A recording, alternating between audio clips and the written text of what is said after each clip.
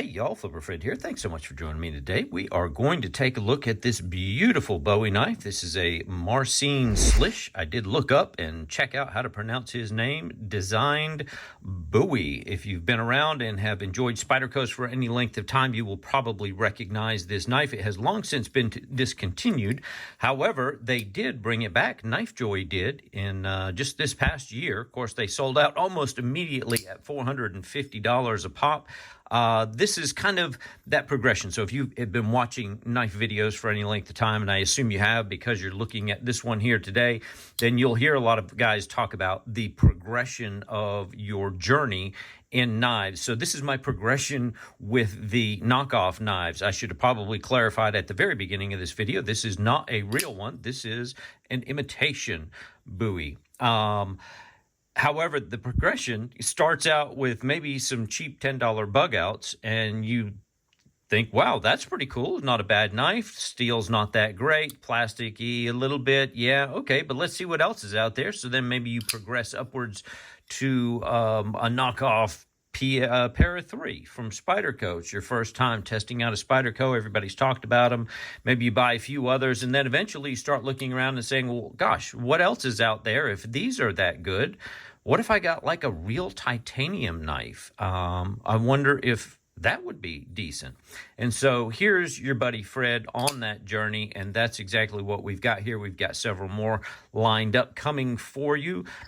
Giveaway, this is a great knife. I will tell you that up front, but we're going to dive in, take a look at the good, the bad, the ugly. Before we do, if you would please, down below here, there is that subscribe, and you know, if you're feeling generous, throw your boy Fred a like as well. It really helps us little guys make our way on the YouTubes. I sure do appreciate it. So we are taking a look here at the box. We'll get this out of the way. This is your standard Spyderco box. It comes with almost all Chinese knives. This one's done a little bit better than most. I did pick this knife up on OK Knives. And they've been around a long time, so, you know, I trust them a little bit more. And so far, I have not been let down with the quality of the materials and the workmanship that they've put into their knives that I've bought through them. So just standard fare. What came in the box was obviously the plastic wrap that the knife came in. They were kind enough to throw, I think this is a sticker. Pretty sure. I haven't tried to peel it. I'm actually not entirely sure if this is a sticker or not. Y'all can let me know that down in the comments. However, true to the Chinese knockoff form, they have included an insert, which is almost always for the Thai military model. And this is clearly not the Thai military model. So I think, you know, as I always say, they just have a stack of these boxes. They're sitting on a shelf. They don't care what knife it really says. They pick it up, throw one in. However, they did at least get the sticker right. So this does say, you know, hey, this is your Bowie folder. So there you go. Pretty close to the real thing. But let's take a deeper look at the knife here. We're going to talk about what's in it, what's not in it, and what we think about it. Let's start with some objective criteria here. I'm going to bring up the specs. We'll take a look at the specs on the screen. You will see that the green check marks mean this knife has pretty much hit all of those specs all the way down. So full open length, about 7.79, 7.78 inches long, which is great. Perfect size in my opinion. Kind of medium to large, maybe you would call this knife, but not oversized. Blade at 3.42 inches is accurate. The closed length at 4.37 is also accurate, true to form. The blade thickness, I'm going to say this is really a toss-up. You know, they told me that blade is a 1.38 inches. My calipers say it's right at 1.4. I mean, you're talking 2/1000ths of an inch, so that could be caliper differences. For all intents and purposes, it's the right thickness. Same thing with the handle thickness itself. My calipers show just a hair wider. These are beautifully contoured, subtle, but definitely you can feel the contouring in the hand. So mine came in about 1/100th of an inch difference. Blade finish. So the newer ones that just came out with satin blades on them, but the older ones did have this same stonewash blade, and this is definitely emulating the older ones with that same stonewash. Full flat grind, as most Spydercos are. Nice titanium handles, scales are beautiful. I reached out to the guys at OK Knives and asked them, you know, tell me what kind of steel are you guys using? And he did write back and he said, yep, it is a D2 steel that we're putting on these. Higher quality, you know, the titanium knives that they sell at a little bit higher of a price. I haven't sent this obviously off for testing. However, this group, OK Knives, they've been around a long time, a lot of years, and have sold a lot of knives. If they were basically lying to all their customers, that certainly would have come out. There's lots of channels out there that are sending these off and getting them tested. I haven't, so I can't tell you for sure it's D2. It does feel like D2. It cuts like D2. Haven't had the occasion to sharpen it yet because this is still pretty new out of the box. The weight comes in just a hair over the original. We're, again, talking 4/100ths of an ounce. You are definitely not going to notice that in the hand, so no big deal there. They call it the RIL, which is the Reeve Integral Frame Lock. We'll take a look at the lock in a minute. This is a solid lockup. It's worthy of note that there is no steel insert in this lock bar, nor is there an over-travel stop. The Reeve Integral Lock was Chris Reeve, obviously, the Sebenza knife fame, and that became the frame locks that everybody else has developed. So this knife came out many years ago in its original form, highly reviewed, highly regarded, but people didn't care for the price. Even back then, well, maybe especially back then, these knives originally listed at about $480. And so, yeah, so $499 is what the Spyderco site has on its price for these old ones. Of course, the discontinued models. And even when KnifeJoy brought it out again here in 2024, they charge $450 for it. And I think just the reviews, I watched a lot of reviews and just to see what other people were saying about it throughout the years as it came out. And everybody loves the knife, loves the design. Certainly, it's iconic among Spyderco fans. Everybody knows the SPY Bowie. However, I don't think they sold a whole lot just because of the price. You know, you do, when it all comes down to it, you've got 2 slabs of titanium and CTS XHP steel. I didn't mention that's what it is. It does say that on the blade. Of course, this is not CTS XHP. That would be, in terms of edge retention, slightly better than S35VN and slightly worse than M390. So in terms of blade or edge retention, it's right in between those two. In terms of toughness, they're kind of reversed, but it's, again, still in between those two. So if that helps you understand where CTX XHP falls in line. The logos and branding, they did almost to perfection. This side, the lock side, they nailed really well in terms of getting the words, the right fonts in the right place, the maker's mark. They got it all accurate on here. However, the one miss, if you put this right next to a real one, you'll see that where they do tell you this CTS XHP, boy, that's a mouthful to say, is a little more curved, a little follows more the contour of that scale there. So otherwise, unless you had like a real one side by side, you'd have a real hard time telling this wasn't original. Now, it's not going to fool a true Spyderco fan or somebody who knows their slish buoys. Whew, getting tongue-tied here, you boys getting all confused on it. So let's take a little bit of a closer look here. We're going to go kind of back to front. We do have the standard fold-over pocket clip, the old paper clip style. This is just perfect to me. It is color matched to the scales. It is a steel clip. I will say this. Here's an interesting thing. I'm going to bring out another knife. The angle on this. So 𝗗𝗜𝗦𝗖𝗟𝗔𝗜𝗠𝗘𝗥 also was the designer of one other knife that is also quite famous in the Spyderco world. You may recognize the Spidey Chef. And so he also designed this knife. You can see a lot of the same kind of visual cues. I'll open them both up and put them on the table. It's kind of an interesting comparison to make. Beautiful knife. I'd say the Spidey Chef is probably one of my favorites of all time. This one just keeps finding its way into my pocket, and it's amazing. But you can see some of the same visual cues. However, where I was really going with that was on the back. The way they have done these clips at that angle, what that means is that when it goes into your pocket, okay, you tuck that into your pocket, and that clip rides straight up and down.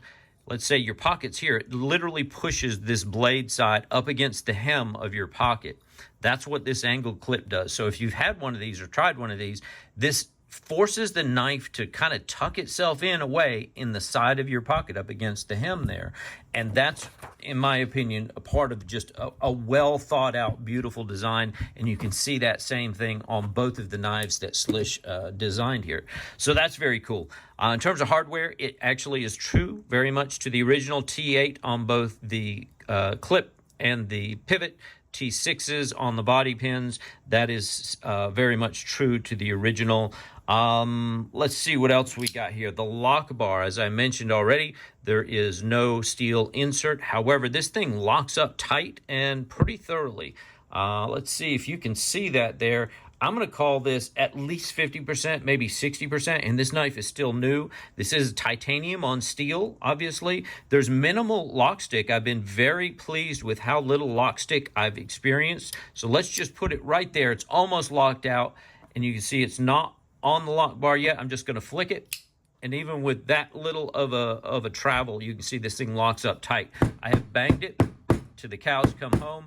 This thing is not going to break free. There is no over travel stop, which is true to the original, so you do have to be a little careful, I guess. The other thing I would note here, it's not a big deal, that the titanium where they've cut it out right here, this is a little bit of a sharp edge. Not terrible. You can see I can run my finger back and forth across it. I'm not getting cut, but it's a little bit of a rough edge. You don't really notice it too much when you're in use because that edge doesn't really come into play very much in your hand. But anyhow, I thought that was worth pointing out. As we work our way forward on this thing. Certainly very easy to get to the lock bar, push it out of the way. The way that the knife has got plenty of space for your fingers, so you're not pushing on that lock bar.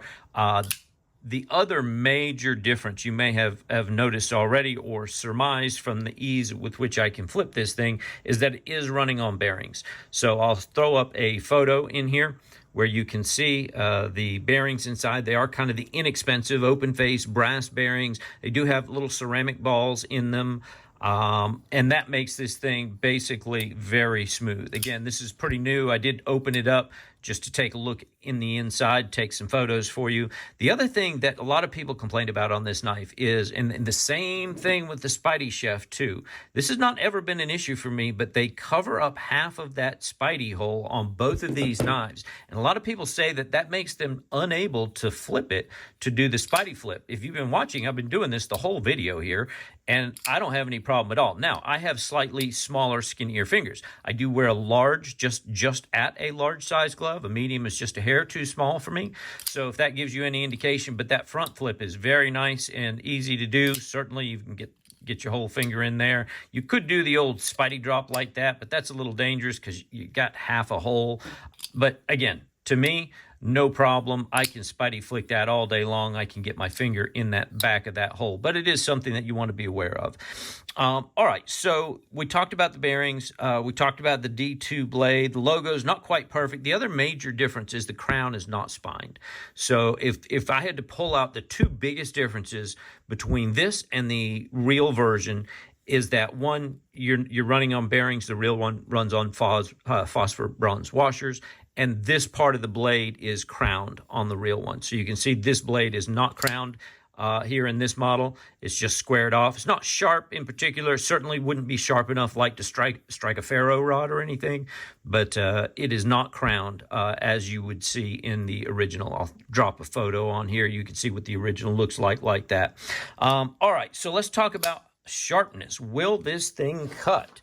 So I have to tell you, it came incredibly sharp right out of the box. This thing is a cutter for as thick as the blade is, which is not really very thick. It is quite thin. You know, you got your full flat ground blade.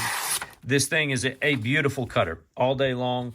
Again, D2 steel, will it last? I don't know. You know, how well was the heat treat? How hard is it really? Those are all good questions. I will say again, typically, my experience has been with these knives from OK Knives, when you pay a little bit more for the knockoffs, you tend to get a little bit more quality, just like with everything else. You pay a little more, you get a little more. All right, before we go here, let me just do a size comparison. I probably should have done this earlier. Sometimes it's hard to understand how the size fits. Again, I'm a size large, very comfortable in the hand. The pocket clip is no problem. That wire clip makes it nice and easy. There's great jimping on the front of the blade. There's great jimping also along the G10 backspacer. Both there and there, so it definitely fits well in the hand. There's no real hot spots to this thing. You could certainly pinch grip it any way you want to hold it. But let's talk about size. So we always start with our friends at Spyderco, so if you've got other Spydercos, you'll recognize the PM2 and the Para 3. I'm trying to line up the rear end of these knives so you can get a sense. So the Para 2 is obviously a little bit longer. Para 3 is a little bit shorter. So you can see this falls basically right in between these two in terms of size. If you are a Benchmade guy and you're thinking, hey, I kind of might cross over to the dark side, well, here you go. There's a full-size Crooked River and a bug out. It's actually quite comparable in size, more so to the bug out than it is to the Crooked River here. So that's very interesting. But again, it's definitely larger. It definitely fills out the hand. You have a much beefier blade all the way around. So to me, no comparison. This is a hands down winner. Love the titanium.